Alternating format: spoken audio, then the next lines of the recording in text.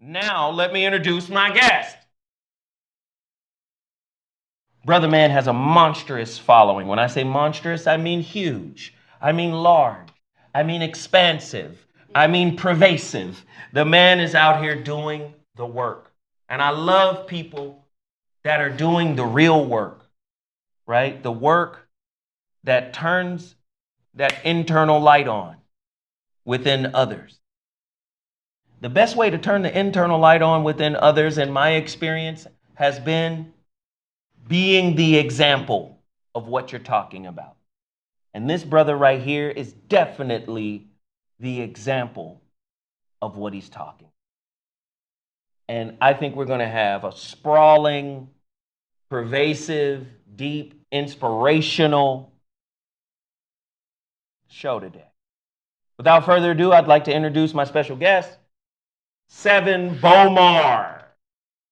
Yeah, what's up, And bro? I'm like, ding, ding, ding, ding, ding, ding, ding.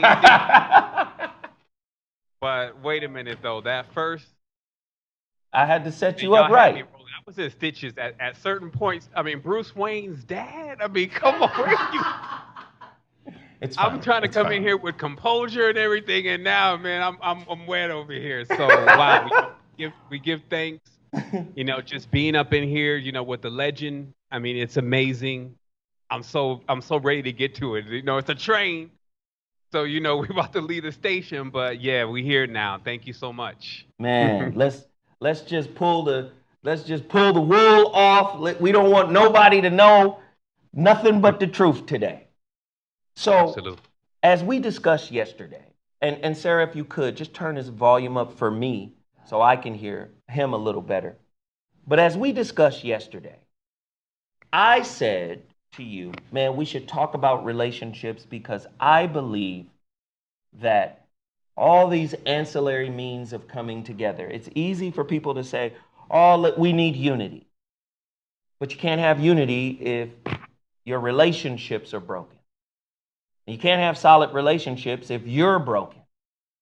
So it all comes back to you. It all comes back to the university of you. It comes back to you healing you so you can be with another healed, whole person, and you guys can now have a healed home. And that healed home can be an example of what a healed, whole home looks like. And then that begins to spread throughout the community and then the world. I heard Krishnamurti say it, and I'm a lover of Krishnamurti, by the way. Krishnamurti said, the enemy is you.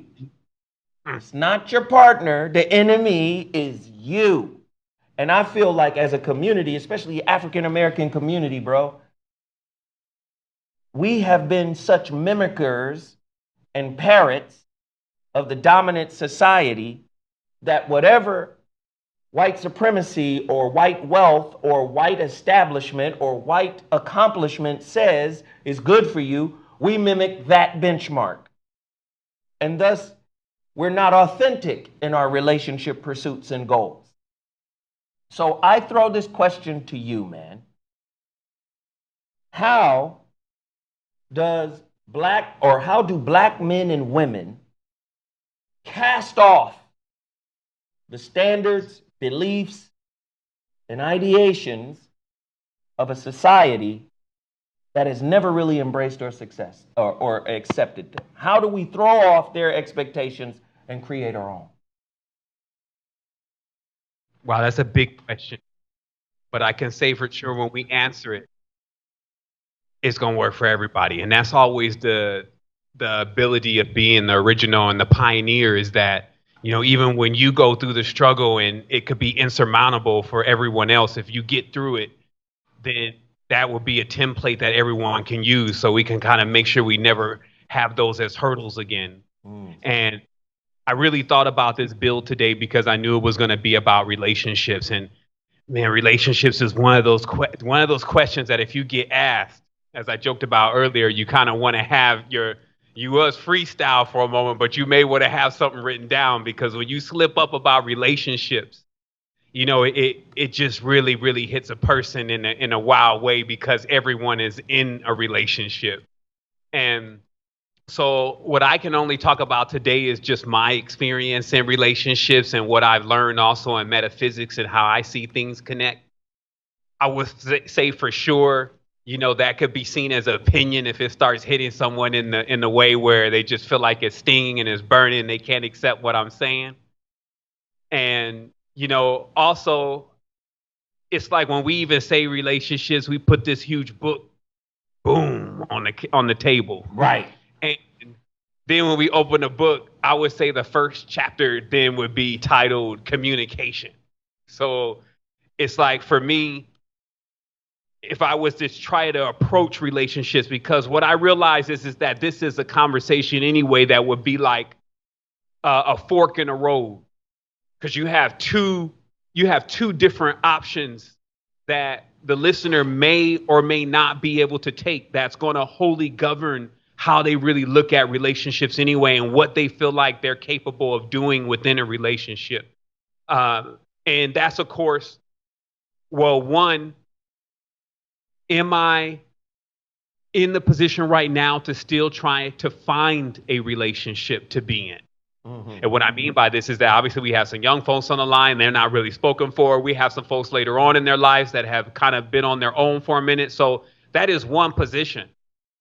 And then the other one would be that now you're in a relationship and you have some real bindings, some oaths going on, not even just that piece of paper, but some kids or some agreements, or, maybe you got, she's binding your Clyde or whatever. And it's like, y'all never going to part. And so you're just going to go through it and experience it. That's another avenue of dealing with relationships. Mm-hmm. So if I speak to both of those, then I will have to come into a universal format, because there's many things about like how the mind works and how society integrates. Okay. Mm-hmm. And so I guess the easiest thing for me to do with all of this is to kind of set a template or a blueprint early on that we could keep following through this conversation that will give us the ability to look into something so deep as relationships, but actually make it somewhat simplified. Mm-hmm. And I struggle for this because obviously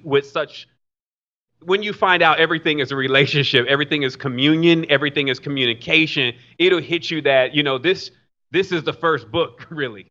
And it's often the book that most people never even graduate. Like, there's knowledge that already says that even, let's say, most men are still actually in the stage of puberty when it comes to being able to use their sexual energy the way that our ancestors are using their sexual energy, like if we measure that out. Then there's also now a situation like you spoke on earlier, where you got people immersed in a realm that really wants to put a shell or a mold over you and have you acting out like that in a fast juxtaposition.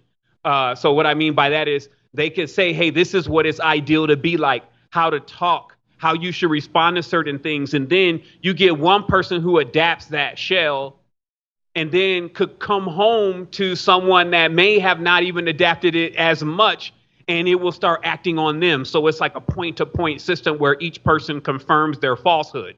And then as time starts boiling in more and more, what one finds is that they're for sure not themselves anymore, and even being able to become themselves is being completely removed, because they cannot remove themselves from the projection that everybody else is putting on them because of who they pretended to be. Now, this is the psychological construct, and it is a metaphysical construct. So it's great that we're at this point, because at least we can go in. Because when was the last time we even had a sanctum or a session to be able to discuss such matters, even to people who were even be able to utilize those things or comprehended them? Like, have kept massive books around themselves their whole life that they have not been at the aptitude to really understand what is written in those books. So just having that knowledge is not enough. So it's great to actually go into the book of ourselves, because then we get a chance to read things based on our experience. So if I was to answer the question shortly, what can one do in this stage right now to be able to correct the situation that is going on in tyranny that's now affecting the relationship level? It's 2020.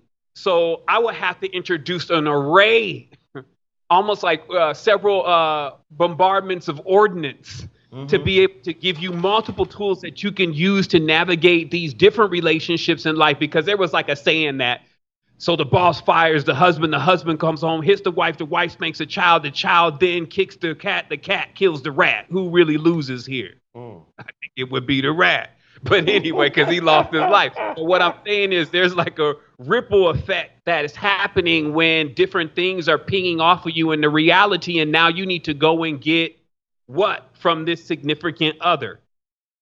Energy, power. That the goal, of course, of a relationship is for the two beings to be able to motivate and stimulate each other to basically turn a perpetual wheel. And so, and with that wheel, they can create anything. But if that wheel is going in the opposite direction, then they start to degrade each other. So there is a natural yin-yang process that goes on between these two elements, if you may. However, when that process comes out of an alignment, it's like even if I'm in a Bugatti and I'm flying down the freeway, if my tire is off balance in the back, I'm feeling that. And that's just destroying the whole ride. So I feel like that as human beings, massive beings with all these wheels, we have to kind of begin to designate how we're governing our energy and our relationships with each other. This then requires us to actually really understand energy from its elemental level. Let's say it's, I don't know, nowadays, it's oriental level, okay? So it's ancient oriental level. And this is sometimes as simple as fire, earth, wind, water. And for us to realize when as water beings, many of the melanin dominant are actually water beings, like they call the Lao, the rivers, the snake, the movement, the dancing, the verbs, the tones, the spirituality, the flow. Dealing with fire beings, which is a totally different element, and then having to figure out where is, let's say, our pot. Where is the other element that is allowing us to not be completely exposed to benefit from whatever it is, the element that's trying to act upon us, but at the same time, not degrade who we are. So just like if a pot is sitting on the stove, the fire's on the underneath, and then the water is boiling, and this is now how we're going to get something cooked. But if you throw the water right on the fire, one of them are going to perish. This is relationships. So do us this favor, because a lot of people are in here, in this chat room right now, who are being bombarded with this powerful, meaningful content. I want you to take us slowly. What are the different elements? When you said a fire person and a water person, I'm assuming there's an earth person and an air person. Can you give us a brief primer on what is a water person and how they manifest in your life? What is a fire person and how they would manifest in your life? Of course, I would assume this is via behavior, right? So walk us through and give us a basic primer of these different elemental people that come into your life. You know, anytime a person is being initiated into the deep mysteries, they're taken through a trial by the elements. And so this means that we're still standing in front of technically the biggest thing, the things that make everything. So there's a grade to this. So let's try to walk up that grade kind of like this rather than like this. Right. So when we see what the elements really are, we notice just on a very simple level that I'm able to blow, which gives me the wind. I'm able to spit, which gives me the water. I'm able to do the har, and I can feel the fire. And then obviously I got the earth because I'm sitting in it. And with that being said, what we learn is that the body is actually not just one element, even though the reality will, in its temperaments, want us to just try to be one element. I call that pigeonhole. It's like, you just be this. But what this primarily has to do with is it has to do with the composition of not only how your DNA is formulated, but really where you've been born. because your DNA is formulated from what you're consuming in the territory that you're in. So if you come from a specific place, your ancestors come from a specific place, they're eating all of the elements and of course, breathing in all of the noble elements, etc., in that area. And this is formulating the construction of the DNA over time. So this formulation then, to try to simplify it, because this could be something as complex as CRISPR and editing DNA strings and all that, to something as simple as saying, well, what is the predominant ruling element, the totem of this particular person, so we know how to deal with them. And where this fire, earth, wind, water thing started being able to be applied to even, let's say, the races, if you may, of the planetary system. However, we find no races or nations that actually have the names in which they refer to themselves as. So it could be very tricky when I even say an African, or when I say a Caucasian or a Native American. Now, all those terms are very loaded. Like, it's like Mother Goose and Grimm, you know, playing with the language. And it's really like, so that's like the disclaimer that when I say a certain race, I'm saying so that you can identify that in your space and time right now. So when we look at, let's say, for instance, our Earth people would be more of our indigenous or our Native American. And as Earth as an element, and this is what was learned with the Platonic solid, is Earth slows things down. It makes things colder. Right. What a lot of people think. And it slows things down and it puts things into a form. So it takes rapid moving energy, i.e. fire, and then it slows it down and turns it into something that's steel, that's like a vessel. And so this is why Platonic solids, again, are important, only from the aspect that they actually show the shapes that Earth actually uses to form and create the vessels that are here on this, in this plane. So also there's a characteristic. There's literally an attitude, a temperament, a personality behind an element. All are really the elements, and the master is able to raise above the elements. So the temperament of Earth, again, is that, okay, it doesn't really like changing. It actually confines the energy. Also, as a people, they don't feel like they own the Earth. They feel like that they're the guardians and the custodians of the Earth. There's a deep level of civilization because they're naturally more rooted. So there's things about Earth anyway that apply to Earth. And so when you learn the races that correspond to that energy, you say, aha, that is why they do what they do. Now, of course, to every element, there's a positive and there's a negative. This is in order to keep the poles oscillating. So, of course, when we go to, let's say, our Alkebulanians, then we have the water people. And as I mentioned before, lots of dancing, lots of shanking, lots of moving. And their instrumental aspects of dealing with the reality are always centered around things related to sexuality, tantra, kundalini, and that's in its original form. And then also ritual, spirituality, these kind of things, intuitive things.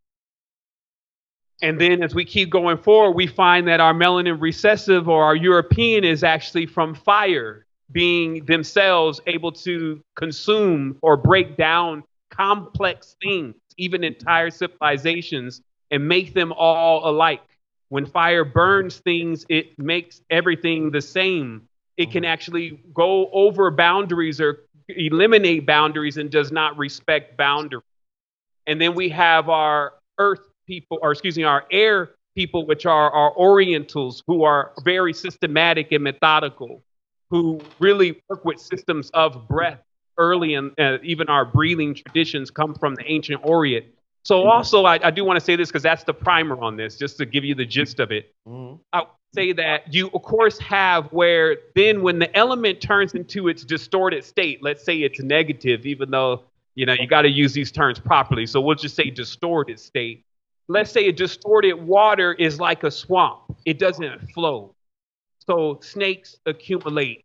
There's basically a poison. This can happen, especially when the religion has been, or the spiritual subset has been heavily tampered with, and the being has been over-sexualized. Fire keeps warm, but when not checked, definitely clings on to things and burns everything, looks for more and more fuel, collapses boundaries in order to find more and more fuel to burn. So we see in these elements that the master comes into play, which is you, Because when you realize all these elements are acting out on you, and what you have to be is you have to be the navigator that learns how to use these different fuels into your motivational system, if you may, to propel you to where you're going, or where you have your thing set to go.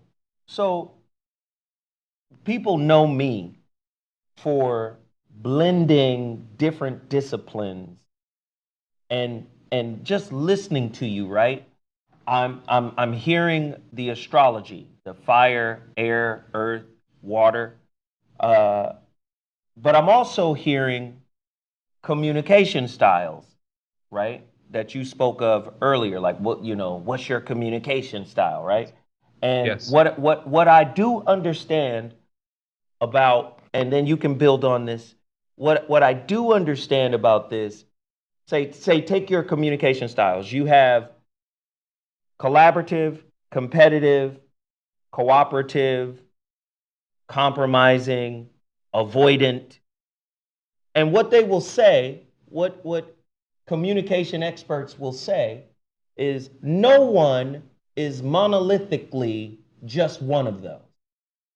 You kind of flow in and out of all of those. Absolutely. But you do have a predominant space that Yes. you find yourself in most of the time. Are you Yes. competitive or combative? Are you collaborative or compromising? Are you avoidant? And each one of these styles have some type of effect or result when used. So I'm listening to your breakdown, you a fire person versus a water person, and I saw how you broke that down. You said Africa is like water, right? Dancing and movement and fluidity, right? Yes. Then you use the Orient to explain air, logical.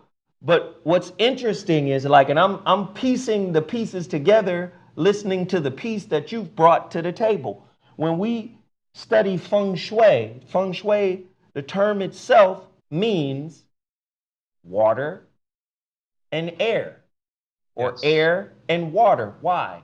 Because air and water both have currents and move the same way, right?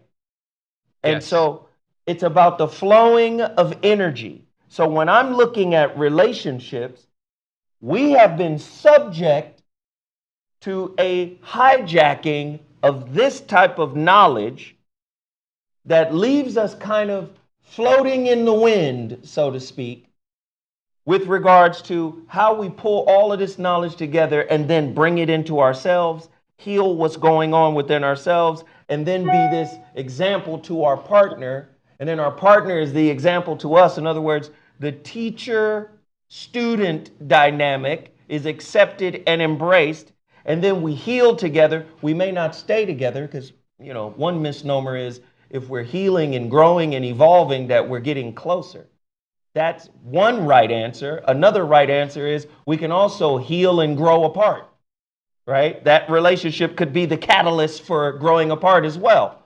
But in context of how our community is right now,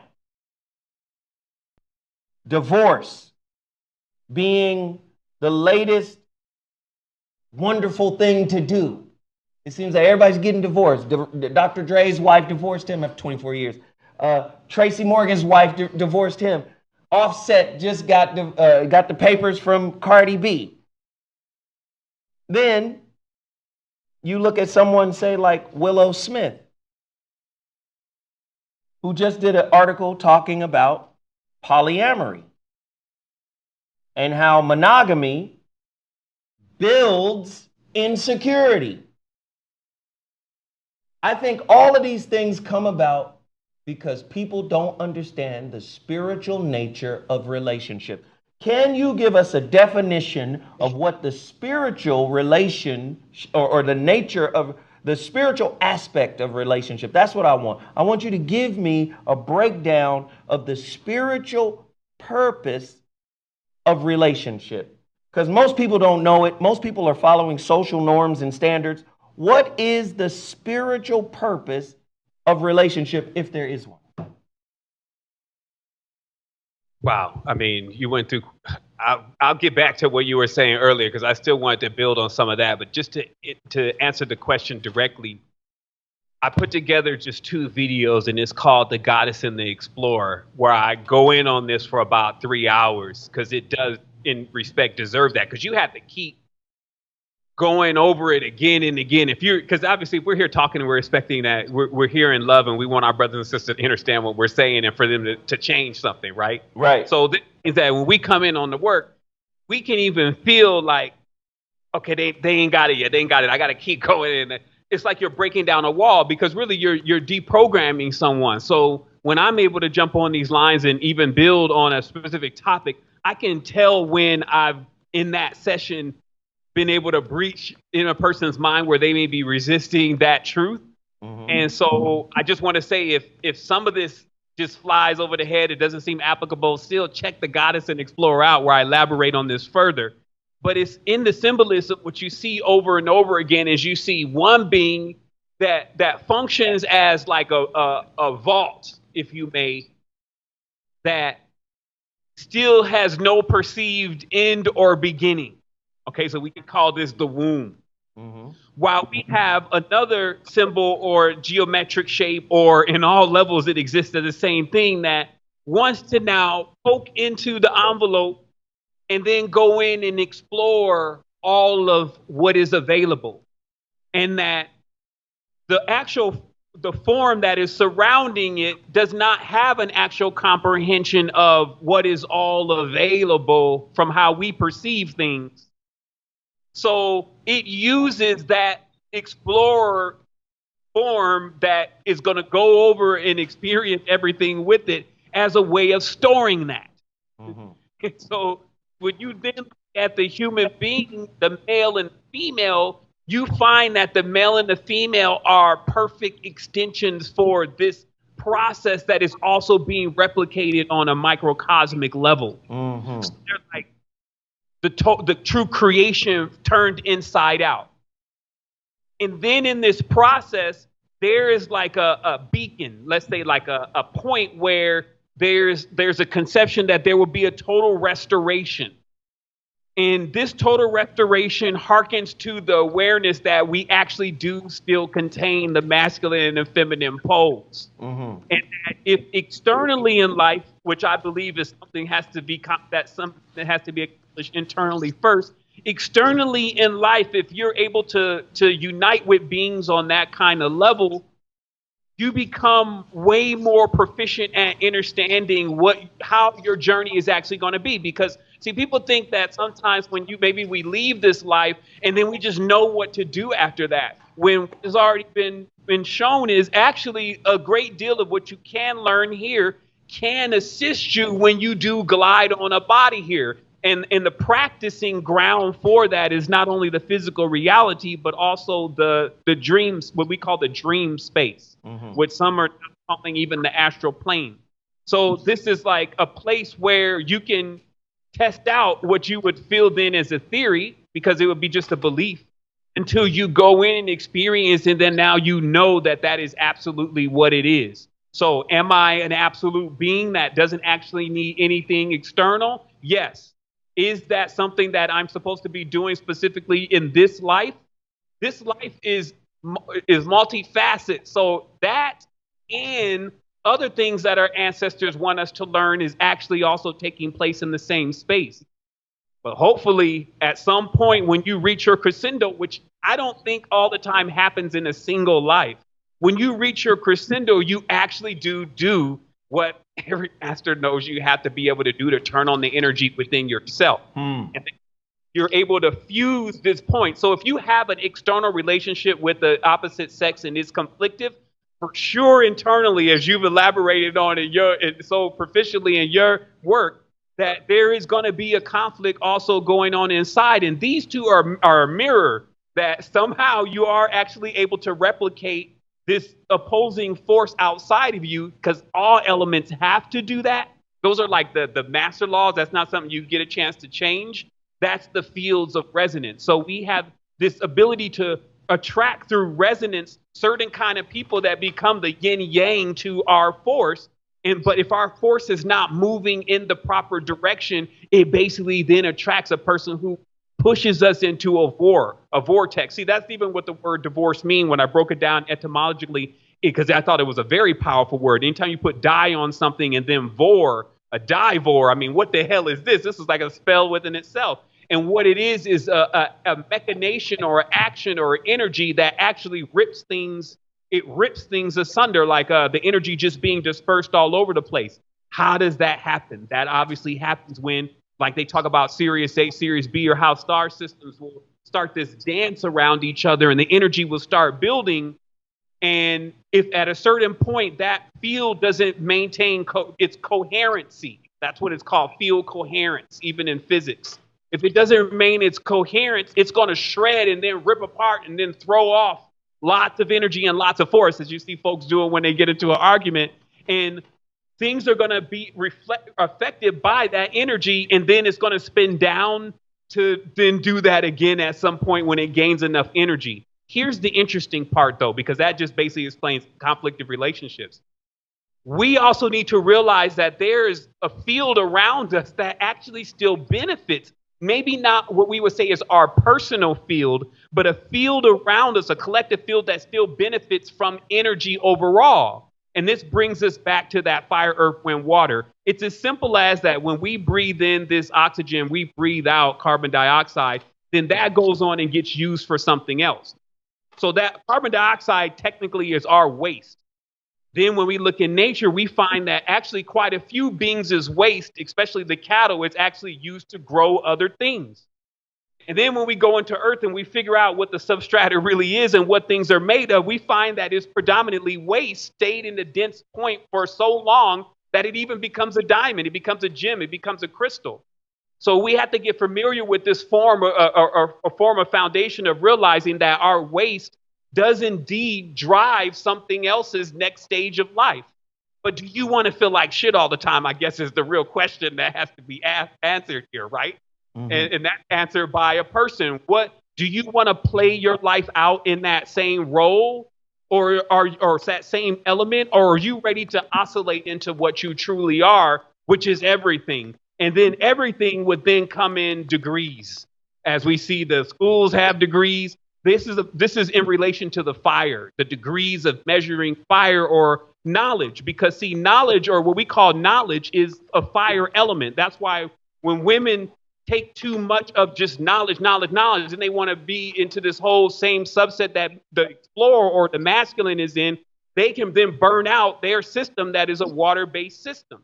So it is basically you yourself realizing how to take your dosages of this fire, earth, wind, water, and when you need one of those or the other in order to be able to balance yourself. And that makes every person responsible for the energy that they bring to each other. This then also puts us in the point. I wanted to bring up something that you mentioned about how certain elements, they work really well together. Like when we watch water and wind work together, we in the boat. Right. And I see in life that what we're truly trying to do on a metaphysical level is we're actually trying to actually not move with motivation. We're trying to just move.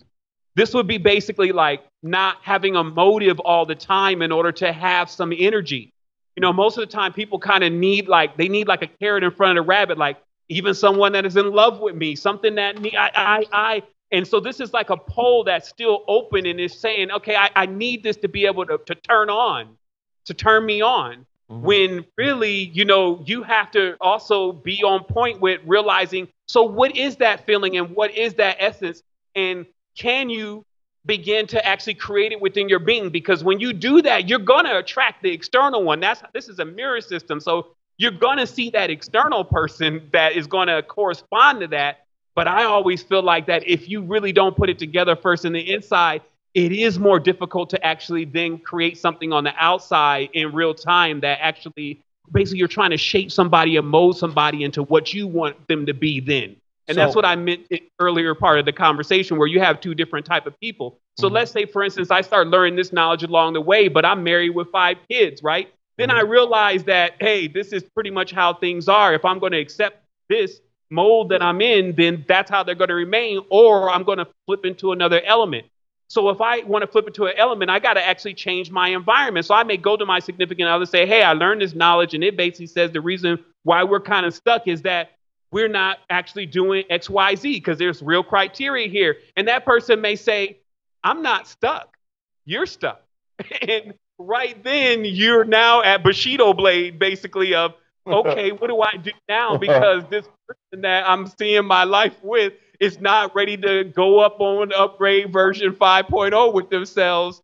And, where are we at here? So this is what I find interesting about life, because one of the things that's most difficult about relationships is how to move on from relationships and how to navigate. Because I always felt like, anyway, from my experience, that people act like in relationships what you let them act like when you start showing them this person in the beginning. And, to make it very clear, just the blunt as it could be, I learned this from pimps. Watching pimps, I was like, why is she with this guy? I mean, right. Makes no sense to me. And in the end, I realized it was because that they never changed who they were and pretended like they were somebody else. So everybody that they attracted knew who they were. And since everybody has something they attracted to, that's why these people are around, because they wanted to really be, that's the person they show. But if he came in like, oh, let's get married and let's do all this and I'm going to be with you, you don't have to sleep with me, and all of this other stuff that, again, would be like a facade that some guys put on, then the woman would be startled 2 weeks later if he said, hey, now I need you to get out on the strip. Now, again, this is a very coarse way of bringing this at everyone, but I'm telling you, it exists. Truth exists on all levels. So if you're coming at a person in a way that you are really not, it's just like a ticking time bomb. It's only a matter of time before you're going to feel stuck in this being that you don't want to really be anymore. And so this is the thing going on in relationships, because, as you know, we could be the most instrumental in holding each other back. Right. I used to have a simple term from it that it just meant, I just used to say they're under the armor. Right. So, Sevan, let me jump in real quick, because you're covering several pieces, and I want to make sure we get all of these pieces, because they're good pieces right here. And each one of them has significance. You jumped right into the space that I wanted you to go into, just by being who you are. You're right there. Relationship as a mirror. Now, again, I'm a big Krishnamurti fan. He has a book called Relationship as a Mirror. Now, what's interesting about this concept, you used oxygen and carbon dioxide, right? Oxygen, it feeds our body, it feeds our cells, it keeps us alive. Carbon dioxide is the waste of that. That's what we breathe out. So oxygen and carbon dioxide would be mirrors of each other.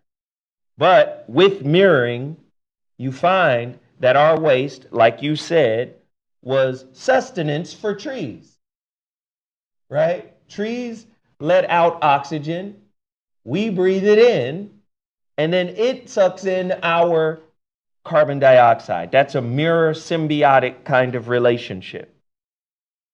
You also touched on another point that I thought was very powerful. Number one, relationship is the classroom. Earth is the campus, and the feedback that you're getting from your partner, that mirrored feedback that you're getting from your partner, is the curriculum. Now, with that being said, you can't motivate, inspire, or grow your partner up in any way, shape, or form. All they can do is be receptive to the reflections that they're receiving from you, and vice versa.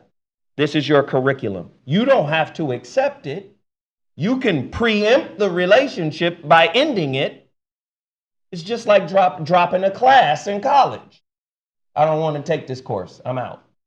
But the spiritual component of relationship always puts you back in the same class you preempted. They just give you another person.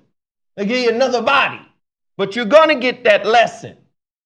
See, again, our society told us that we can feed our happiness, hunger, our meaningful, like we need to feel appreciated, we need to feel accepted. We can feed all of that, right, by getting external things, accumulation of people, accumulation of material things, accumulation of family. We think by accumulating externally, that will satiate the internal hunger for happiness, approval, and appreciation. But what this society has not taught us is you attracted that person so you can uncover you, discover you, accept you, heal you, then get over you. Speak to that process there. It's basically like trying to put fire in your sails and get somewhere. Like we talked about how certain elements work well together. You know, if you got wind blowing in your sails, because wind is like a lot to do with the breath, and we do the breath personally. Nobody's going to breathe for you. But the fire thing is, that's where that I need that energy, I need that gratification. Even spirituality has reached this stage. The conscious community is like, they want Kundalini. And they have no clue what it would be like to turn that fire on and not have a good dose of water and a few other elements to keep that balance. So you're on it because we're right at the door and saying, yes, in the relationship, I'm asking for a certain type of element that's going to keep me fueled, but it's going to burn stuff up after a while. And It's only a matter of time. And yes, that is a result of the environment that we're in. We're actually in the negative fire world right now. But the interesting thing is that this is also an elemental level, as we talked about earlier. There's a calendar that matches to this. And it says that right around the end of the year in there, we're transitioning into air. Air, you know, as we're already seeing it. See, this shouldn't be some hocus pocus mumbo jumbo. Maybe we see it click, poof. No, you already see it coming. And air is that more of systematic, let's get some order here. Right. Air is like, you know, like when you sign up for Kung Fu and you get white belt. And now, you know, the distance from there to black belt is going to be a lot of discipline and training. So we find ourselves like right on the cusp of coming out of the almost opposite. And here's what's wild, how the elements work. You know how you don't really want to fan flames? So it's not really like we're going to necessarily, you're going to see negative fire take that discipline of air too well, right? So what the master, of course, is doing is anticipating, well, shoot, we're going to need a lot of earth, and we're going to need, and that's really how one navigates themselves through infinity. That's really what our ancestors were doing, is they was using the forces to propel them to where they wish to go. And they knew they had enough sense. Here's another thing. They had enough sense to know when they were going retrograde or backwards and not on purpose. Okay, because here's the weird thing. See, in music as an example is a hypnagogic scenario where a person is actually making their body respond opposite to what the actual sound is saying. Okay? So let's say in a lot of music, this is about spraying down the whole place and everybody that's in there and wearing a lot of whatever. And hey, come look at me. A lot of fire, basically. Negative fire. And the person, but so these things, the person should say, no, I'm good on that right now. That doesn't make sense for the natural love of life. But instead, they're making their body like, yeah, this is it, baby. And what that from the simplest level is like the Pied Piper on the flute, because that can turn your compass, if you may, completely in the wrong direction to where like down is now up for you and good is now bad for you. And basically you don't have any discernment. So the most imperative thing in all ancient scriptures speak on discernment, and that being the true gift. And that naturally, because we have this compass in us that says, hey, I don't think you should progress any further in that direction. When we choose not to follow that, that's when our controls are hijacked. Mm-hmm. And now, in that process, psychologically, what then occurs is there's an altar. And I spoke on this at length. And these altars match into that 5 that you were talking about with communication and how people communicate. Mm-hmm. But in this case, this altar is the oral, the schizophrenic, the masochistic, psychopath, and the masochist. Okay? And then how they communicate, or they being a person now who has this negative shell over them, and because of, depending on the condition, a series of events, now this is the type of being that not only you're communicating with, but also they're communicating with that being to themselves inside of their mind, thinking it's them. And that then becomes like the house of horror mirrors, right? Because then everything that you start encountering, and I noticed, because I'm speaking from experience, so I noticed in life, everything that you then started encountering was totally unexpected. It's when they call it, when it rains, it pours. Just all sorts of stuff happening. You can't even figure out where it even started, versus a life where, especially like right now, since I got things, coming by as I can observe it, I can see things coming a long way away before I even dive in. I can give it like a period. And I think that that's what we talked about also earlier in this bill was, do you now really have the choice to choose who you want to be with? And do you have the courage to make that choice? Because I feel like the conditioning, if it's a color thing, whatever it is, the conditioning has made it difficult to make that power move. Wait. That's big. That's big. I like that. Let's say it another way. Is the conditioning doing the choosing?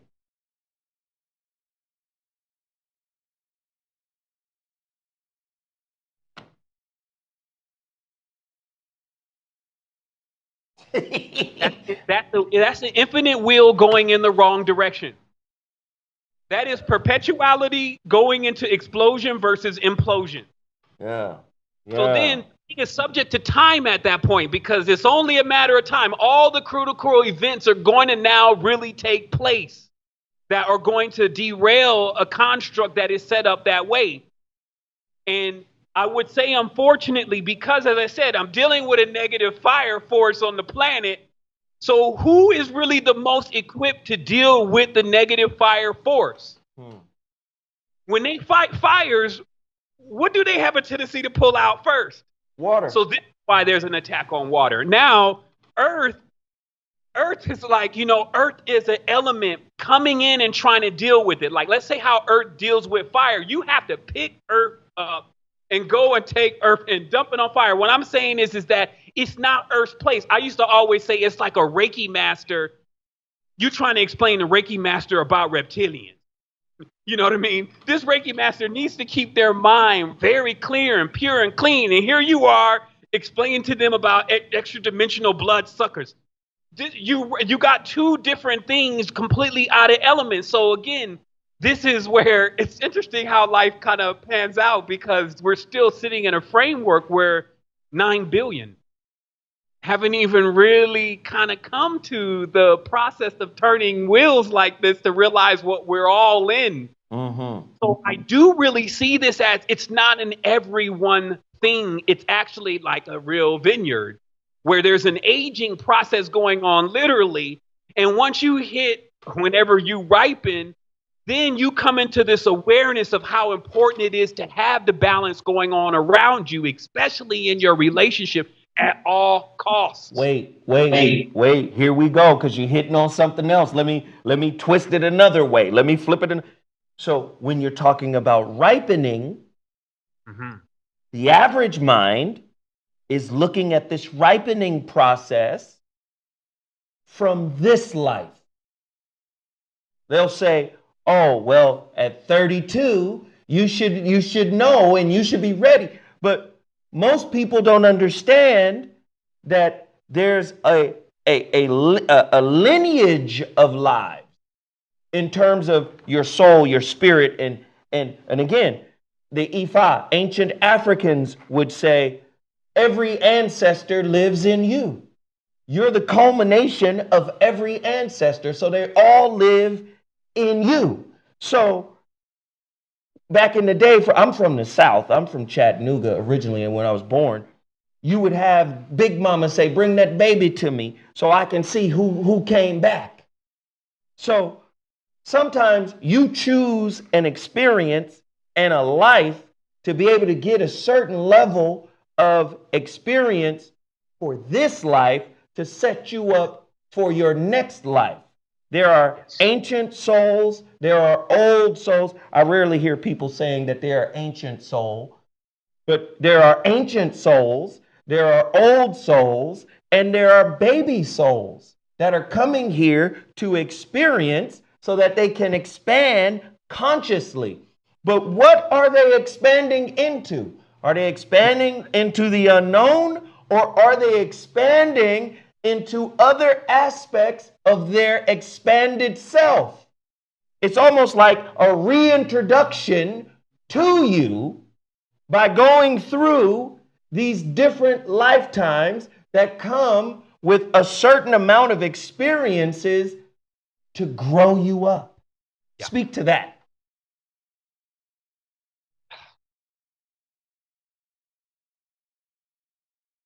Man, you know how you got it all and you don't got nothing? We working together, brother. They need us. I mean, okay, so I wanted to, you know how you say we can flip it over, smack it down, rub it. Yes. Okay.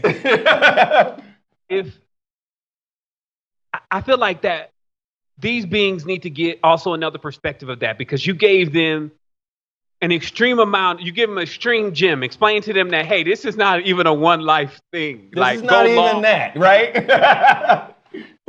But I feel like that sometimes because of the demoralization, they can't accept that. It's like that's the birthright that was stolen, not being able to accept the infinitude, right? Right. So I want to flip the lens really briefly just to let everyone still see that.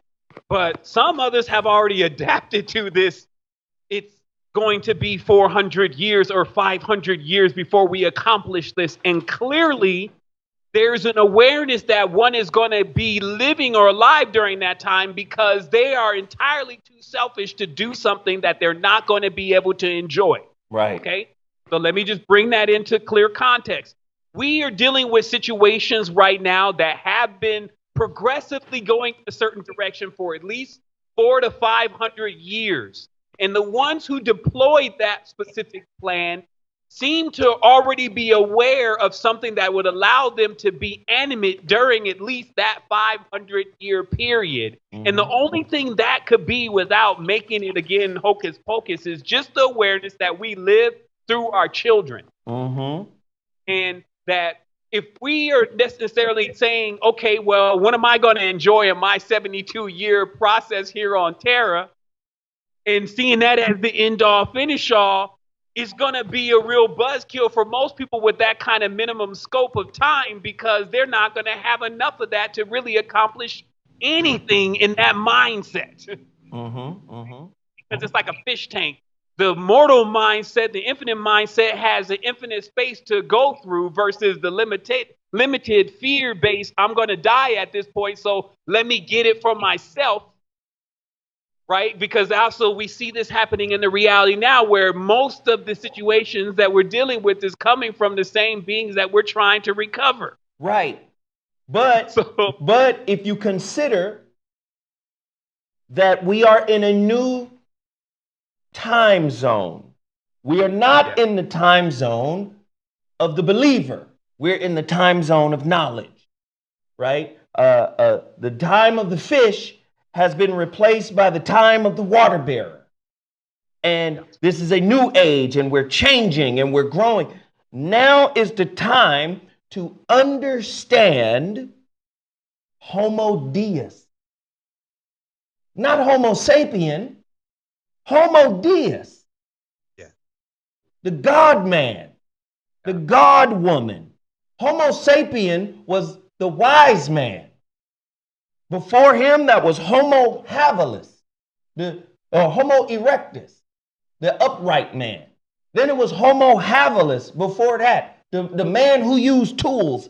But now We are moving into Homo Deus, the man of God, God men and women. In other words, discovering the divine within. We can now, if we so choose, and you may push back on this, but we can now, if we so choose, decide to remember all the lives we've lived before and figure out what book or what chapter in the book we're in currently. See, when we're born with spiritual amnesia, and we don't know what chapter of our book we're in. Yeah. And so we attract relationships to us that will remind you in a fragmental sense of which chapter you left off on. Now, when I say fragmental, understand that everything in physics was born out of ancient spirituality. So when the physics, or when the theoretical physicist will say everything in this reality is quantized, what he's saying is everything is fragmented, meaning time goes from eons to hundreds of years to or eons, thousands, hundreds, 10 decades, all the way down. Time goes all the way down to nanosecond from eons. It's fragmented, right? So what I'm trying to explain to the people that are spirits having a human experience, I'm saying relationships are your classrooms that will give you fragmental information about the knowledge of self that is you. But you're not going to get the whole piece because everything on this plane is fragmented. Time is fragmented, right? Not only time, but so is space. And you got to remember, space and time, because of Einstein's revelations, are one and the same. So a lot of times we forget that relationships, or we have to be reminded by people such as yourself and myself, that relationships are inherently spiritual. You may have attracted a particular person in your life to reconcile a previous life's transgression. Oh. Right? You may be your grandfather again, who did wrong by somebody 150 years ago, 200 years ago. And so you're attracting the same things to reconcile them, because where there's no reconciliation, there is no growth. So you have to reconcile trauma. You got to reconcile trauma in this life, but you also got to reconcile trauma in previous lives if you want to expand and grow to a higher level of consciousness, which opens the door to a higher level, listen to this word, ladies and gentlemen, to a higher level of relating. The brother Sevan said a key word earlier, and that word was communion. I need you to speak to them about what communion actually is. Man, this is it. This is it. It's a spin up. That's that's the easiest word that I could come up with. It is when we see that diagram of the cosmos, we see it, what they would say is centripetal and centrifugal, but this is basically a spin.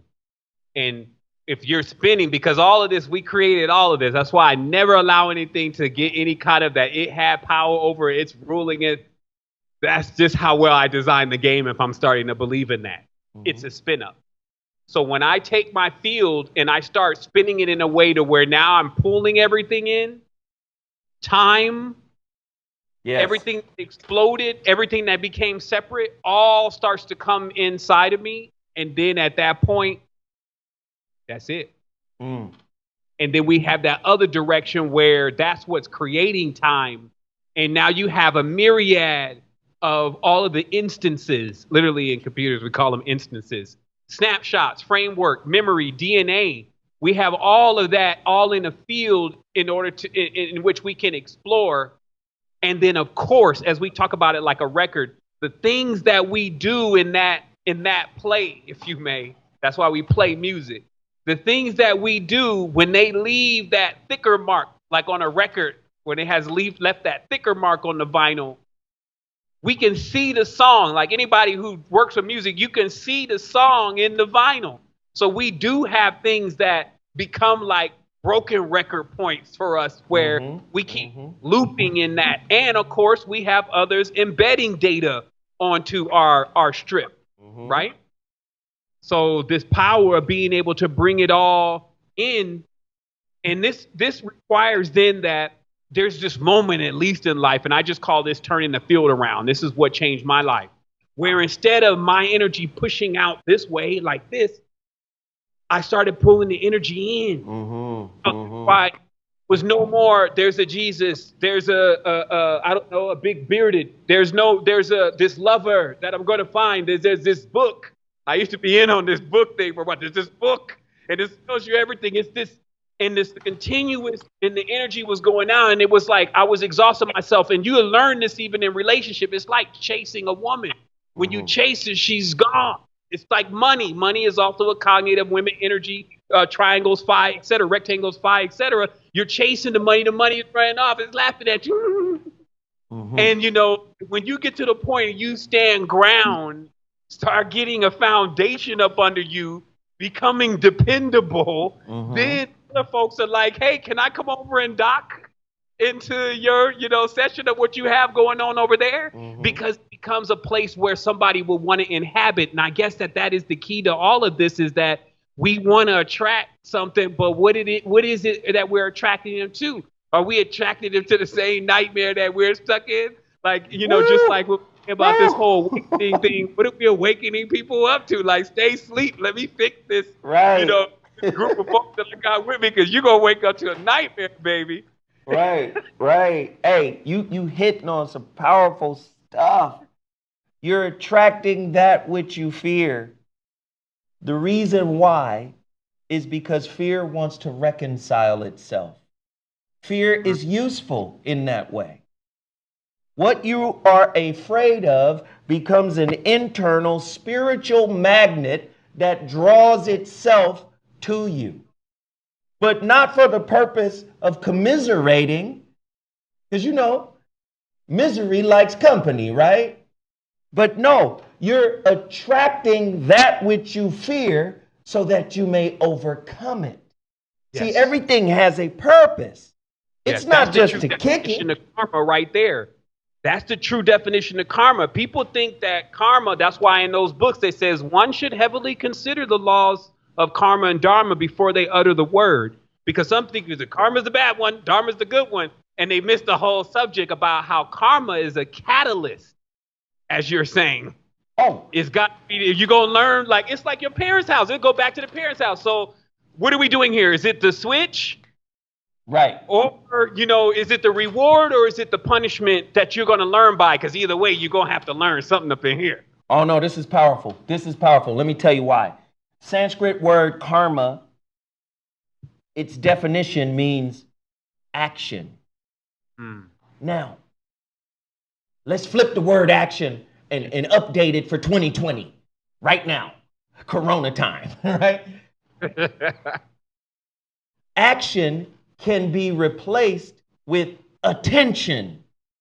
The hunger for attention, the hunger for thirst. See, action, you want to keep doing. The reason why you want to do is because you're afraid to be. Being doesn't require you to do anything, but doing keeps you distracted from really discovering the truth of your being. Being is that magnetic force you were speaking of. Instead of saying, I need this, come to me, right? Being goes, this is me. I command you to come to me because I am the truth of me. But we have a lot of attention whores, and I'm not speaking of women. I'm just saying you're whoring for attention, male or female. It's not a gender thing. You're whoring for attention. You're whoring for approval. You're whoring for acceptance. And you have yet to accept the truth of who you really are. You don't want to be, because it takes real work to accept you as you are, flaws and all. So what happens is you get addicted to another synonym that means the same thing: stimulation. Karma can be swapped out for stimulation. Well, if the stimulation is gone, the relationship is dead. We got to spark it again. It needs a new spark. No, you need to sit with the one person that you've got the worst relationship with, which is yourself. And this is why you keep attracting lessons that want to be blessings, but wind up being curses, because you still refuse to accept you as you are. Speak to that. Man, in a nutshell, you said the divine feminine inside, even from inside of the male, starts the thirst trap. Come on, man. Let's go. And this is where, we're at, and we can build from here. And I feel like that. There's first that AA point, as I always mention to everyone, that there's an acceptance that must occur, and then you could go on from there. And I like what you said about that being, because being is moving without motivation. Woo, keep going. Keep going. Yes. The closer you get to the center, this is what the ancestors were saying about the subjective plane. You're getting closer and closer to that center, so you're not using that motivative tool that you always had to use. That's like a drug. Like, I need my motivation today. Right. And now you got a new kind of quantum generator. We've been putting in a new motor. And this one runs on the energy of the force of magnetic attraction. Woo, keep going. Keep going. Keep going, brother. Keep going. So, just... First of all, okay, so I wanted to give thanks. There's something that happens when the powerful minds, bodies, and souls come together. Oh, yeah. Yes. All listeners out there also in this co-creative force just saying we need this right now. Brother Zoe is here as the conduit because you can get him going. He's going to drop your jewels. It's like, getting them to come out. You're like, come on out. You know what I mean? And, so just bearing witness to that and just how imperative that is for us in this time. Because, I guess today I saw him celebrating Uzi Vert just for dropping up into some kid's video. And I'm like, really? This brother's trying to put the relationships and the homes and the kids and the children all back together. So, just to, refresh it. Man, I just want to let everybody know that there's always this awareness that we have that when knowledge like this starts to come out, it means that we're getting close to something. And knowledge is always present, but it's not really delivered until a certain point. Now, I can't say it's 9 billion on the line, even though by in the future they may be studying this. Yes. Have AI trying to figure it out. Yes. And it will still bear witness to them the same thing, which we all should have learned about this template within our family. Yes. And how that building block right there, you don't got to go and reinvent the wheel. You just have to, as we say, you are the mission. You have to put that back together inside of yourself. If you want to receive, because it's a reward-based system, if you want to receive what it is that is your allotment. And I feel like in all of this, as we've seen in so much symbolism, as the great mother says, the first one is the gift. The next one you'll have to earn.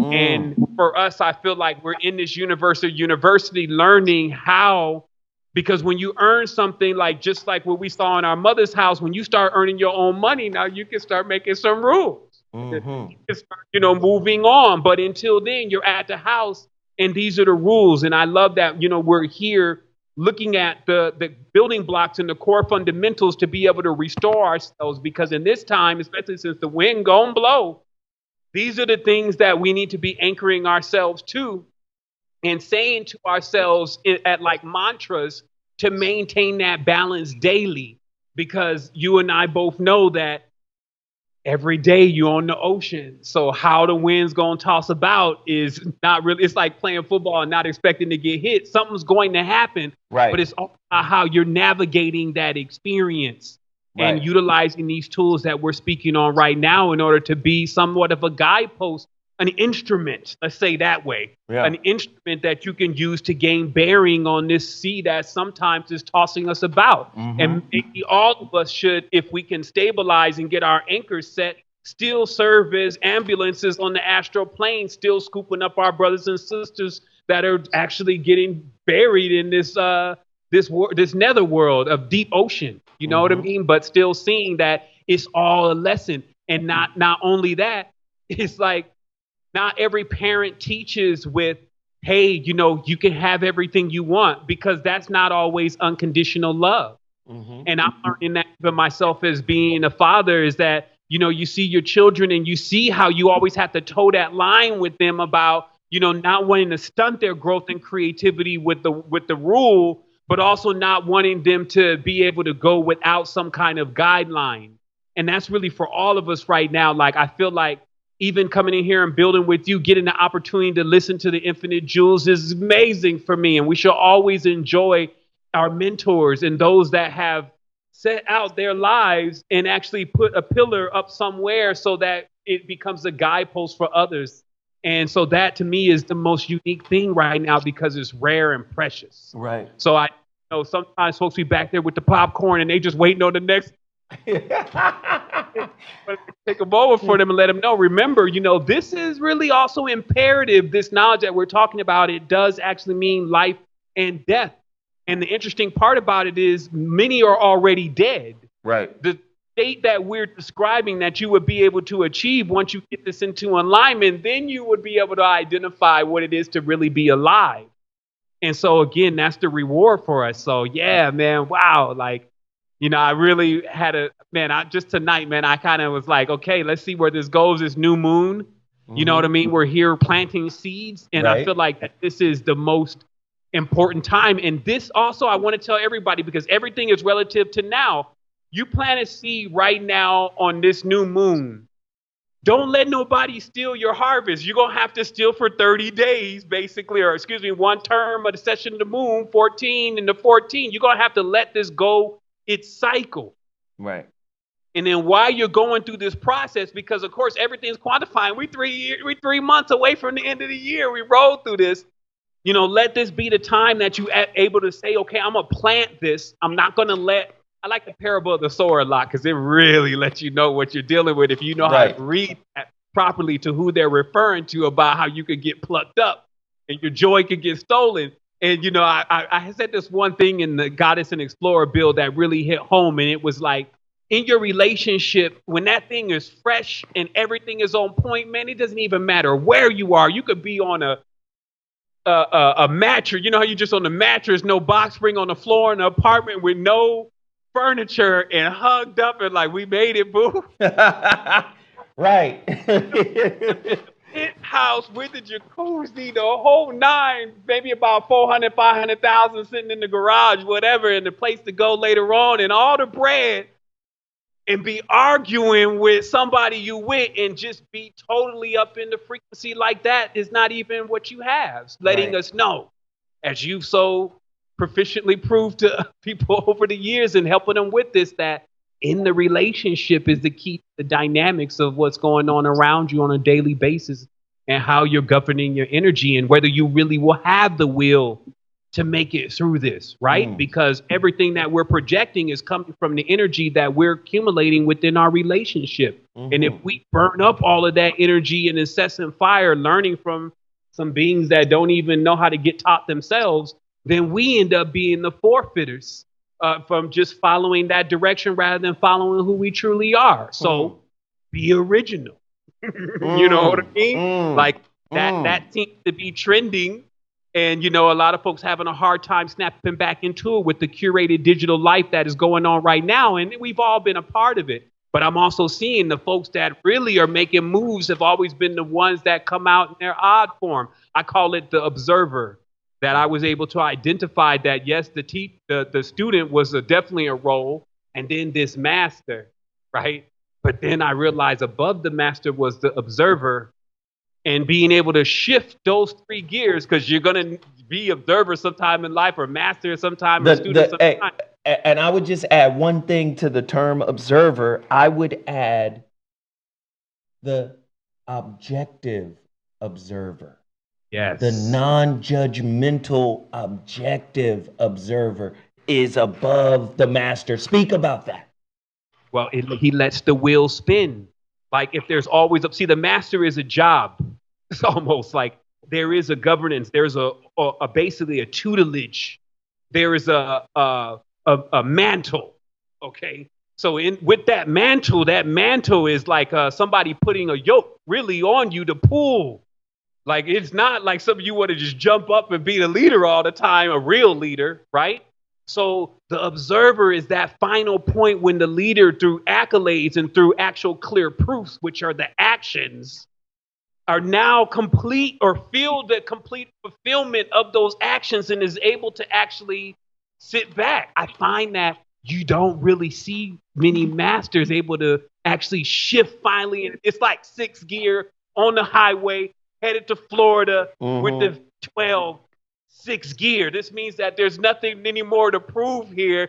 I'm just going to bask in the glow of the field in which that I've been able to sustain and project. That's the elder's role. Right. You see, that's that. But that, so having that rather than even just I want to be the master, you know what I mean? And this is, these are key fundamentals and components. And I'm sure that what we're doing right now for everyone is we're bringing this in the vernacular of 2020. And we're speaking your language, and we're giving it to you the way in which you would understand it. Right. 2,000 years ago, the metaphors and all the things we're going to be using is going to be still talking about the same thing. This is why I love the ancient books, because they go back in on this. They can get you with one sentence if you really know how to unfold that lotus. But life right now, it's like I found that you had to almost like perform and entertain. Right. It wasn't to just have the truth for our people. They wanted to see you tap dance. Right. So, this is extra work that we're actually doing here. And I feel like that also connects with, as you said, the observer or the objective observer, and also even the overachiever who knows that the more lenses that I can look through, the more beings that I can actually connect with and see and experience in existence with. These folks all up in these universities and all up in these places, they love to have people they can experiment with, hear how they think, see how they move. So they're huge on their observer role. And sometimes we're only just looking for what we can either agree to or not agree to. Right. And that's what I'm saying about the gear, because the master is like not agree to and the student is like agree to.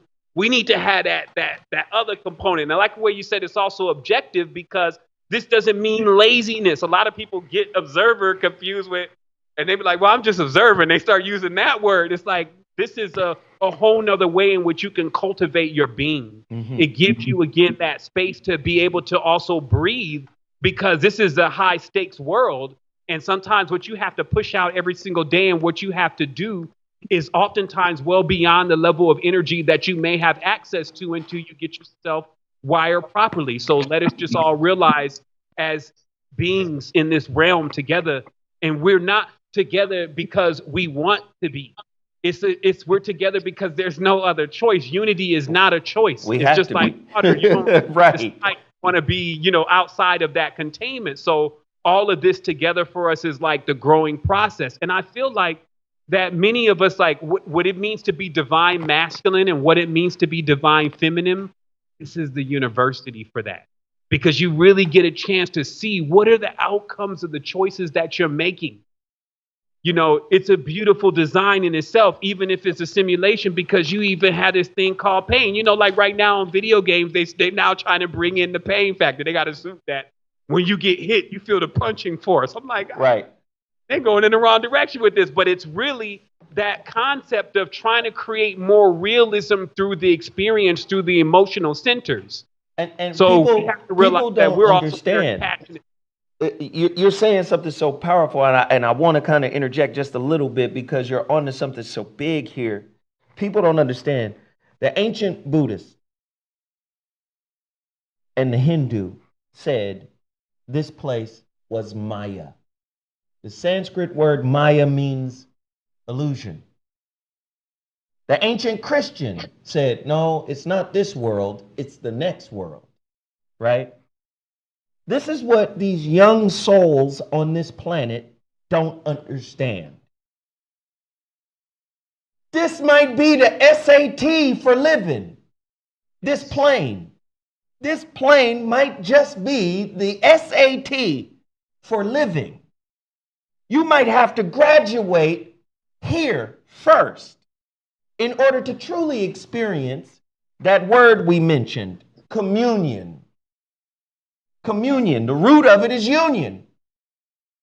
That's the same as yoga, yoked. This is what unequally yoked means. It means you have to be in communion with someone. You don't know how to be in communion with someone because you haven't accepted you. Yes. So again, you right there. I mean, man, come on, man. Let's keep going with this. It's because in the illusion, so we break down the word. We see the word has to do with building. Like that, Scion is the same reason why Scion is on the back of mansion. It's a construct of something. Right. Ilu is light in itself, so it's a construct of light. So the big test here is actually learning how to work with or realize how light works, which is basic frequency. And so that's your attitude, that's your relationships, that's everything that you're, and I love this, until you figure that out, why am I going to let you into the council of elders so you can disrespect everybody? Keep going.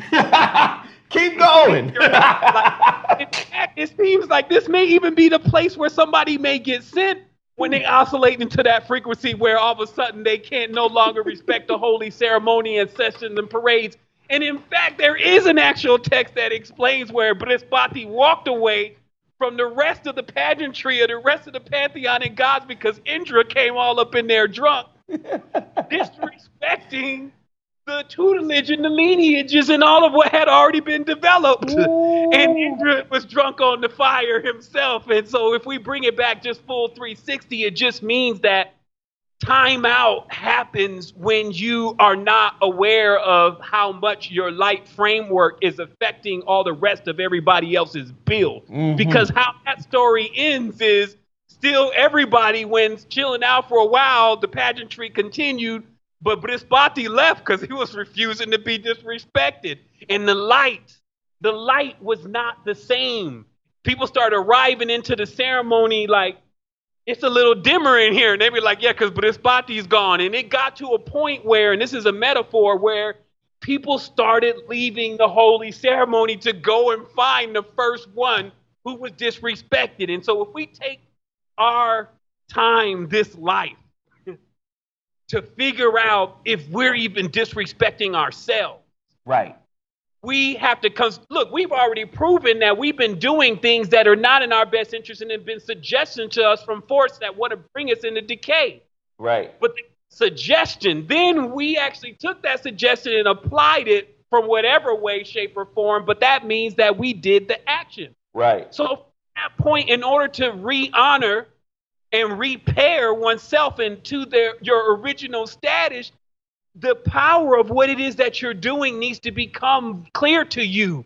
And again, that illusionary power, as we know, most things that are very powerful and can act on someone are invisible. That illusionary power and not realizing what's going on behind the scenes rather than just taking everything in front of you for face value is really, again, one of the lessons that we have to learn in order to be able to stand upright. And that's interesting, again, because even when we mention Homo erectus in a word being noted that he was upright, to right something is to straight them, because in metaphysics, we know that animals are known as, in their term, the bent, meaning that they are bent in a way that their energy flows in a certain scenario, while upright, our energy flows in another. And to really live into that responsibility means that we're stepping in the shoes of our ancestors. And I can say for sure, if they have us in the sim and they're just watching us go through the process and trip over ourselves, that's all fine. But when it's time to get out of this loop-de-loop course, or sometimes they call it the curse, when it's finally come out of, when you got to come out of that course or curse or lesson, and you're ready to now go into who you are, this is the test that is before us. And Now, as you said, it reflects everywhere in life and who we're with. Now watch this. Hmm. Oh, here. This is how you graduate.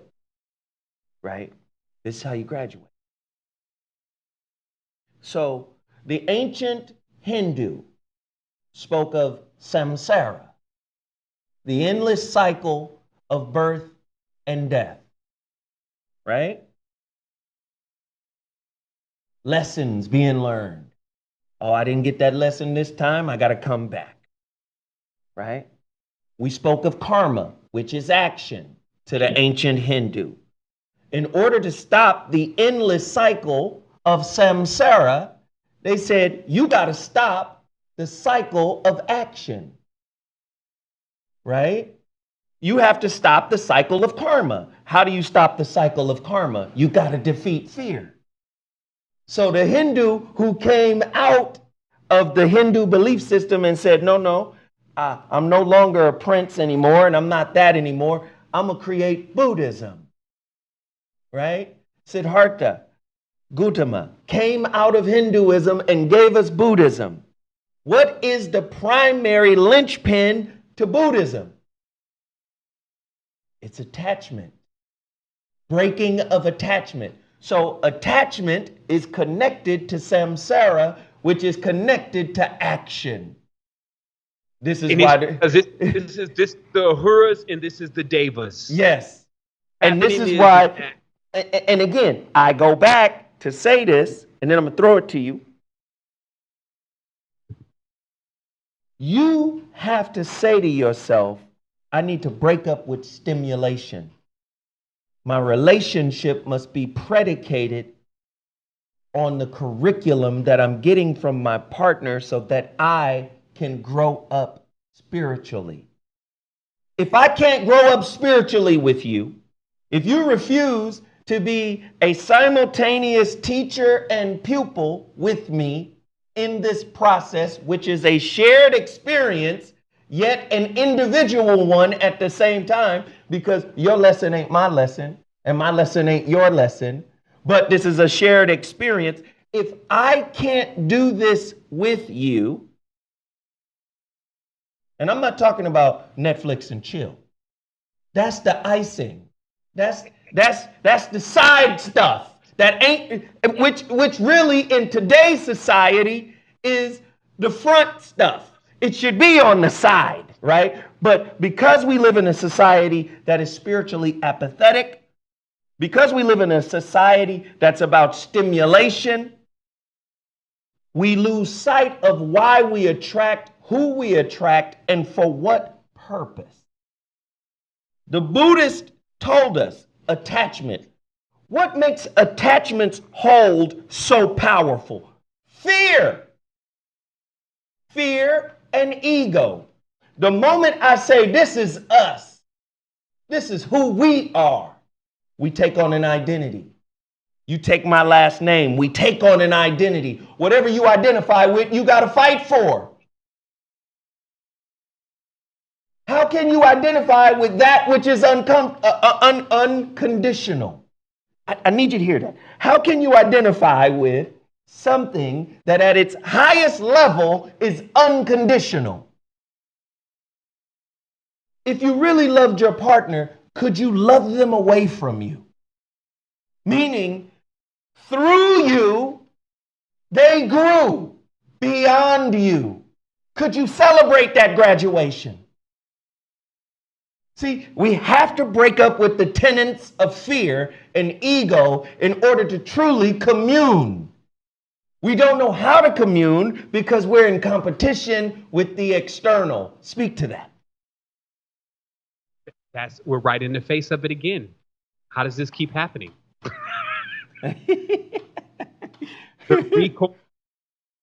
Literally the record. So we set the record straight here on this frequency band that chord, just like we see the child, that's the tether. That's literally like the ejection pod that we were talking about. That's symbolically like, okay, well, now you must be moved out of the space because now you're going to go and roll out on this individual journey. And when you're ready to come back into this center and navigate back into this direction, as all the masters have proficiently been telling you, you need to now become unmovable. You need to basically stop coming into that yin-yang conflictive that's pushing you out further. You got to bring that thing back in so that way you come back into that nucleus. And it's, because if we just look at the bio framework as it is, one mode is used like an astronaut's tether to get them further and further out. As long as you keep working with that energy, you'll keep going further and further out. But when you feel like that now you have lost the establishment of your connection from the motherboard and home base and who you truly are, now you must do the opposite work to reel yourself back in. And when you're coming back in, all of those experiences, just like how the DNA moves, it's coming back in with it. Only as a confirmation, though, not as something that has been learned. And it was wild because in the origin point, all things are there. So it's not coming back with, hey, I found out something. It's coming back with, oh, so you figured it out? That point in life, where, again, for us, it takes being real. And as you said, this karma, it's going to keep pushing you through that and testing you. And the ultimate is with your relationship, because yes, if that final test, if you may, comes and says, are you willing to lose this to gain it all? Because that's always what, from real masters, folks who really rode out that I talked to, they talked before that process of how they would get out there and then it would start happening. And then they would think of something here that they still wanted to do or be with her, and it would slam them back into the body. So, see, I want people to still understand that you use these two powers to navigate the space, but if you're only using one, you're going to be so far out on the rim, lost. Realize you have contact with Central. Right. And again, Sanskrit, samsara, right? The unending circle of death, life, and birth and rebirth, right? Buddhism, attachment. What does attachment? Dukkha. Attachment leads to suffering. What is the opposite of dukkha, which is suffering? Sukha, which is the same as nirvana or samadhi, right? This liberation. You can't be liberated in your relationships if you refuse to accept your curriculum that is reflected back to you from your partner. This is how you liberate yourself from that which you've gone through. You want to liberate, you went through it for a reason. It was designed to grow you up. This is why I teach claim over blame. Because when you blame, there is no responsibility.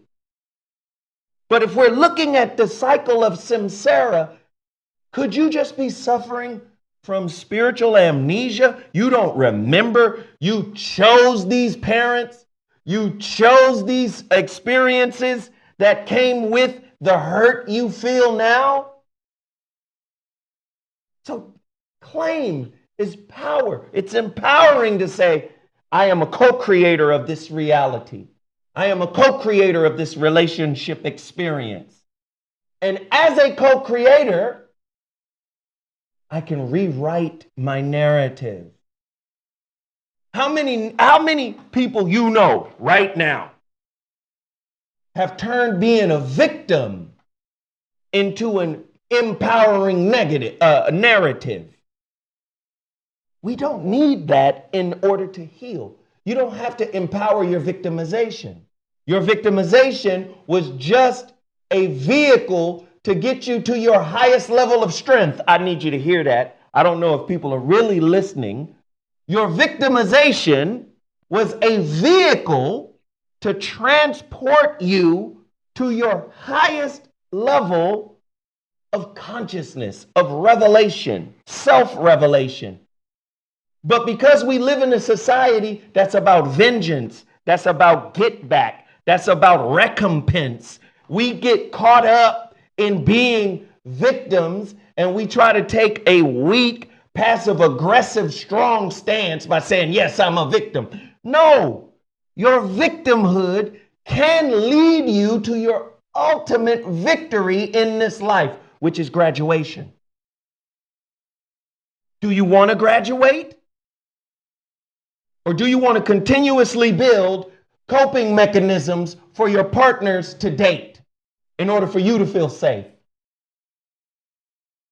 Well, I went through this and I went through that, and you know what? In order to protect myself from that ever happening again, that's because you're still in victimhood mentality. So you think you can create a set of standards, beliefs, principles, and ideas that another human being who is a work in progress is going to stick to.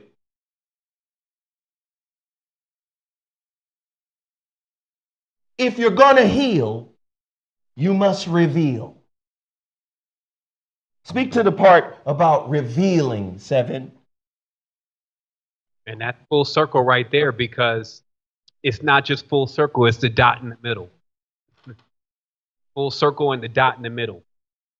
It gives a person the ability to see themselves. Like, we look at it like a DVD. Spin. You make that center, and then you go up. Once you go up, you're able to then view. That's the revealing. How it really was. And hopefully everybody gets to a substance in their life. And I do believe that's what this is also about. I call it the chosen. And one final question, because I'm the big question. Always on the question of mind. When I got the infinite wheels turning, you could just ask the question and then it'll give you the answer. And I asked the question, so what is the chosen? So I'm back in the higher self in the corner now. Let's see what he's going to come up with. Right. He hit the one-liner, time. And I sat for a while on that. It said the only thing that is separating people from the point in which they would be elected into the state in which you would call chosen is time. And how much time some folks have in the prism is going to determine how long it's going to be for them to realize the game of life. And in all of this, I say, like we've been elaborating on in this process, that if you can get someone with you, more than one, get as many as you can. If you could become a reflection of it, as we know in this point-to-point system, you make it happen for yourself and start reflecting through others. That's going to allow this experience to really start shaping into the frequencies that allow us to not be always going through. I would just say lessons is almost like the less energies, the rudimentary things. Like, think about it. We're even having a conversation about how to treat people who are really in it for us and have dedicated themselves to us, and how we can go and be abrasive to them. Now we need instructions on how not to do that. So to me, those are signs themselves of that we're in this process of really learning lessons. And if we didn't want to be so grown and adult all the time and try to take on that mantle, then we maybe would be right at it and realize that, so we can get on with the lesson. I really like where you're at with this and what you've been delivering. And I also love this build that we had today, because I feel like that some are going to have to revisit this from time to time and really keep extracting, because we said the same thing really in different ways over and over and over. And this was in order to give each person a way to see into themselves. And so, I'm at that point now. My cup is full. And it's like,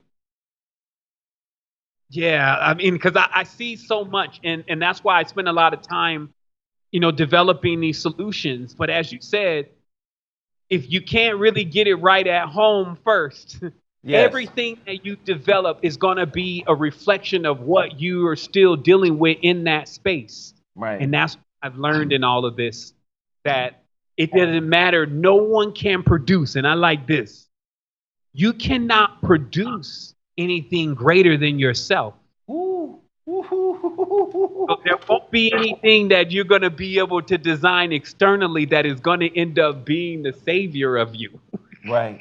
Unless you actually accomplish it in that right here. And so this makes the responsibility that this is the empowerment, right? Now you have all the power. I love what you say when, hey, you can't go into the blame game because now you give away all your power. Now it's up to them to figure out when they're going to release you. And that's why I don't play that game at all in the reality period about someone having more power and more awareness than me. I always see it as it all depends on what kind of situation you think you're in. Mm-hmm. Because I was in some crazy situations. I was able to get myself out because of the order of magnitude of the scenario. Mm-hmm. But if I'm sitting in like a boiled frog, not realizing exactly how much imperative it is for me to get my household as an energy charging station rather than an energy diminishing station, then I have my priorities mixed up, right? Righteous. And that's where the grown man, grown woman comes in, because you got to set your house straight. Literally, getting that foundation and actually realizing how to balance your elements. And of course, this doesn't mean become some robotoid, because, we're very illustrious people. So it means figuring out how to channel that energy the proper way in order to actually make it grow something, make it work for you. What I learned in life was, when examining all these metaphysical agents, that what was really the issue was things were out of place. Mm-hmm. You was putting what's supposed to be on the ground all in your eye. Mm-hmm. You was putting what's supposed to be protected out in the back. And this is all of these elements and all these roles and these characters that are playing out. And when we start realizing that we can take even the most craziest things that we're seeing going on in the reality and use that as a force of empowerment to actually keep moving our vessel into the direction that we want it to go. And then ultimately this becomes just a stimulator in itself, where our parents show us every single mode, every mode of thought, different forms of the geometrics and how things can be bent and created. So that way, when you have the opportunity to have your own, you know exactly what you want in it. And I don't think anyone is going to manifest any kind of reality where they would be arguing and fighting and ill and hurt and not wanting to be there. So this for sure says that this is the space, like Delbert Blake would say, you got to do this one time at least. This is the space where you gain the awareness of how all of that came about, so you'll know how to navigate yourself into this future. And that's the responsibility, right? Mm-hmm. Like also how we navigate ourselves. For many of us, it determines, especially if you have the divine masculine activated, it actually determines how others navigate. Mm-hmm. We're designed to assist each other in just like a book.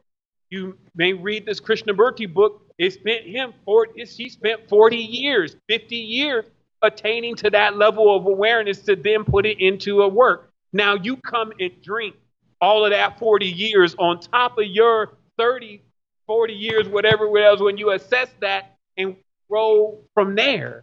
Right. And so long as each human being, and I guess I should say this before closing out, the rewards are opening up. Depends on how you look at it. The rewards to this is when you do get yourself in harm, you're actually able to really see clearly your uniqueness. And uniqueness is your fruit from your own tree. That is your contribution to all of this. You have the spin. Why many of us are like 99.9%. There is that 0.1% though. It's the same as the spiral on the back of your head and on the bottom of your foot, that there is something that you do have that is so precious. There is only one of them. And when we calculate value, even on Terra, we know if something is only one of them, the prices is going up.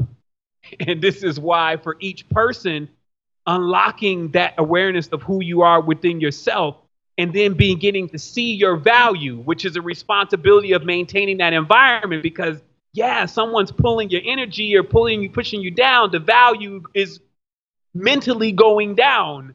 And this is why it's so therapeutic to even come into these sessions where, since we all are experiencing this in some way, shape, or form, we gain these astral, elemental, physical tools to be able to do the work to actually keep what I call repairing the chain. Right. This is the DNA that each of us still have the responsibility, since we're using this, to maintain it, because those that will come behind us will actually still have to use the same thing. Your DNA, what you touch, what you create, all those things will continue to go on as reflections of you. And so if you're maintaining the chain in real time, this is how you create an infinite beam of awareness throughout your cognizance, because you would literally have stored all of those sequences. Mm-hmm. And of course, that is atonement, that is attainment, that is, which, these are words. Right. And I believe what me and Zoe have been bringing forth here is how those words really become actions, right? How the word becomes flesh. Become being. Yes. Out with this. Yes. Yeah. So, hey, listen, bruh, for all the people that are here, for all the people that are paying attention, can you just give them a brief breakdown of where they can find you, how they can connect with you? Listen, you mentioned grateful, thankful, appreciative, and I just want you to understand, man, it's mutual. I thank you for taking the time to share your immense knowledge and wisdom with my audience. I appreciate you greatly, brother. And we have a mutual brother he's been trying to connect us, for years. And then it finally happened yesterday. So I just want to say the timing was right. It's a new moon. It was supposed to happen today. And I'm just thankful that you were able to come and share. But please inform my group of people who are here right now that may have never saw you or been exposed to you. Where can they find you? How can they support? How can they rock with your movement as well? Oh, man, absolutely. First and foremost, I would definitely want to send lots of respect and love to our brother, Lemuel LaRoche, Chesson community. Y'all may know him as Life the Griot. And he's been putting in the work in the community and really working with the children. And he's been doing that for 25 years. And I've seen that physically, personally myself. And so obviously he was very instrumental in me and Brother Zoe getting in here today. And he was right, because he had a hunch about this and he was right. So forward to in the future, if you got to call me in at some point, but let's call him in like, right. I'm definitely I'm gonna arrive. Right. And if anybody wants to check us out, what we're doing, like, we're always working with these innovations. Like, I'm really back at ground zero, dressing the elephant in the room with the whole financial thing and what's emerging in the future, automated wealth, these kind of things. And so I felt like that if I had all this metaphysical knowledge, it should be applicable to those things too. And I found out that it was. We're at secretenergy.com. We put a very polished social network there for the conscious community. I will definitely make sure I get Brother Zoe in on the spiritual or metaphysical advisors page, and also the show, because, man, this kind of knowledge and this kind of awareness coming to humanity is exactly what we need. So I'm at secretenergy.com. I'm also on YouTube on Understanding. And this is where I've been on YouTube for 10 years and just building with this knowledge from day one. And this is about what I say is understanding. This is basically about you. I always say it's either going to be the man or the mission, and choose the mission, because the man can be compromised from time to time. This is about you on your personal quest and whether you can utilize this knowledge to get yourself to the next level. What I'm doing is I'm letting you kind of look at my diary, but I got to go through the experience myself. I'm definitely not going to get left behind here, because I was trying to teach this as a master when I should have been the observer, right? So the community also that's there. One of the main emphasis that we've been placing on things right now is the geolocation. And this means that it's important to kind of know in the physical who's in your area that is resonating with where you're at. I feel like especially now it creates more of like, oh, okay, I got somebody 3 miles away that's on those same ideals, and starting to link up with them, or at least through the chat, and saying, hey, I'm over here. This is imperative for us right now, because that allows us to take this instrument that we've been using right now with this whole virtual component and start bringing it into the physical, which is what the community has been asking for the most. The virtual engagement is great because we can broadcast all over the world and it's on wax. We can bring it back around again and edit it and all that.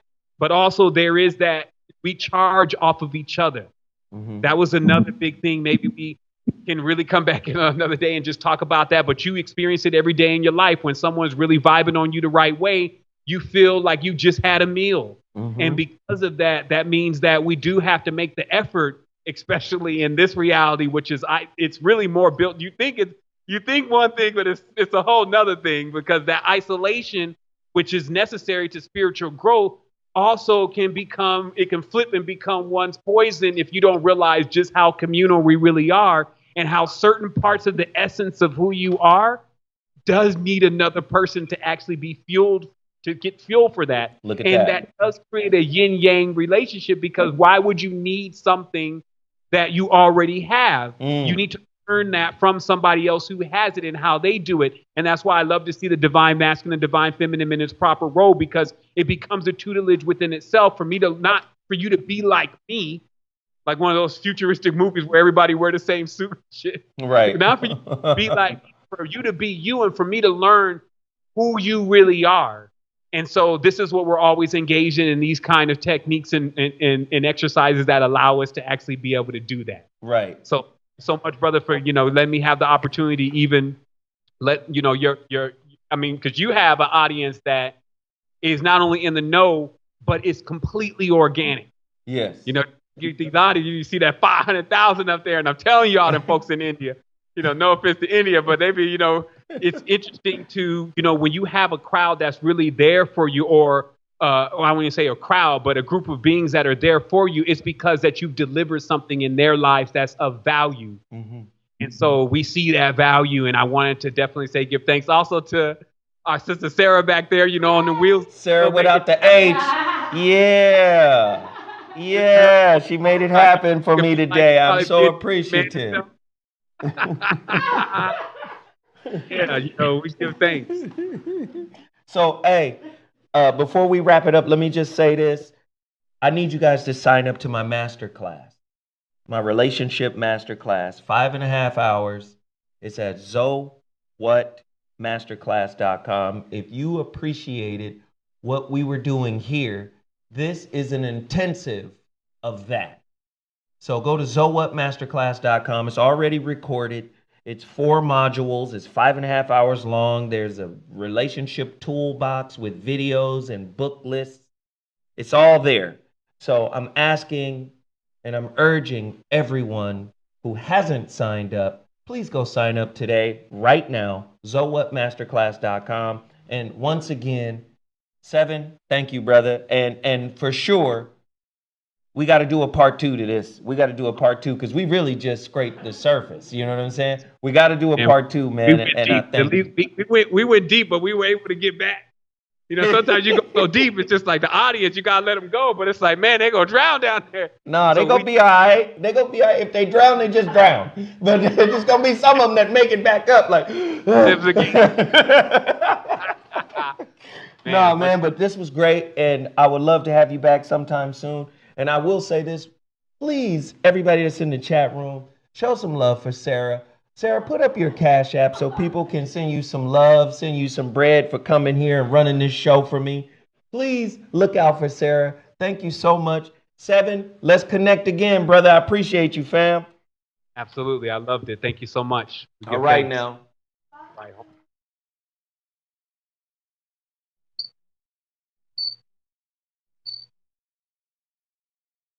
Am I out?